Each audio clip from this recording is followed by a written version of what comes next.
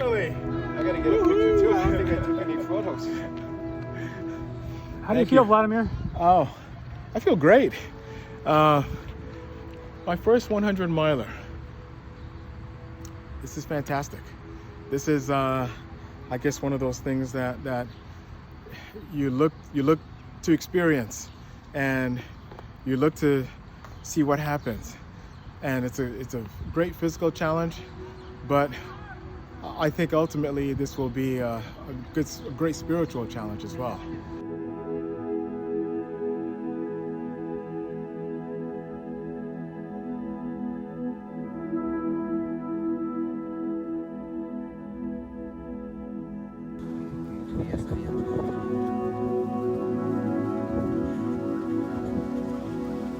I'm the luckiest father in the world. Period. As it relates to this, what I said earlier, which is having determination and confidence are two words I taught him, the first two words I defined for him in his life when he was in first grade. And I think confidence is a sibling, if not the same, but very similar to courage. And as I texted him this morning before we spoke in the afternoon, I quoted him, I sent him the quote I mentioned earlier, which is that in a world trapped in echoing caves of darkness and fears, courage, endurance, and wisdom light the path towards freedom. And I hope he lives long, and I hope it's a long life of freedom in every imaginable way. You've been here all night. Yes. Good times, bad times. Yes. Any point did you figure you wanted to just kind of wrap it up? If you mean calling an early end, no. No, that didn't happen. I mean, I was already walking far too long. I mean, because of everything that happened yesterday, I didn't have the energy that I really needed, and which was okay. So I decided I'd walk a good part of it, so the tail end. So after 100K, I did that, and I got to basically 80 mile mark, and that's when I really started walking, which is not really what I wanted to do. But I was determined, the word I used yesterday, I was determined to complete it, and I'm happy that I did. And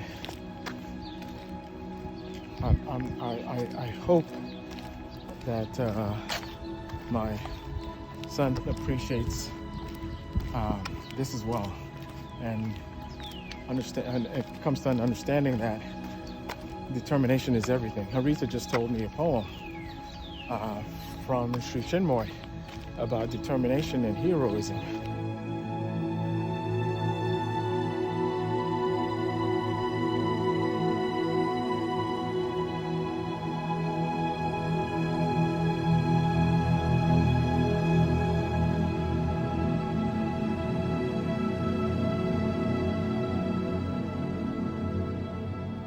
It's in a world trapped in echoing caves of darkness and fears. Courage, endurance, and wisdom light the path towards freedom. And I think this is one of those things, one of those phrases, and I hope it's not taken as being too cute, too wise, or or pretentious or affected. But it's genuine, and I think that for many of us, if we, considering how the world is like now, if we took the courage to step outside of our doors, took the courage to open our hearts to other people, we decide that we make ourselves a little bit uncomfortable in some cases. I always like to call it the daily discomfort. And you do this. You may have seen me in the wintertime. I don't wear a coat, and it's part of my even when it's 20 degrees, it's Fahrenheit. It's part of my daily discomfort. And so that's the courage aspect. The endurance aspect is okay. Courage gets you to start, but now let's continue this. If it's something that's based on principles, and so it's solidly founded, and it's based on certain virtues, or there's a feeling of virtues about it, then why not go through the hardship in some cases? There are some people who may see me and immediately not like me, and that's okay. But I would be willing in most cases to extend myself and see if there is that common, I guess you can call it bond, human bond, with this other person. So that's a bit of endurance, willing to endure some discomfort. And last I've mentioned is wisdom, and wisdom is, in my opinion, it's based on being able to think for yourself. And I think if we combine those three together, there's a lot of fear and darkness that we have currently that we can overcome. And unfortunately, the echoing cave continues to echo, and we have to find a way to get people to have the courage to step out of that cave and endure some of that discomfort once they do step out, and of course learn to think for themselves.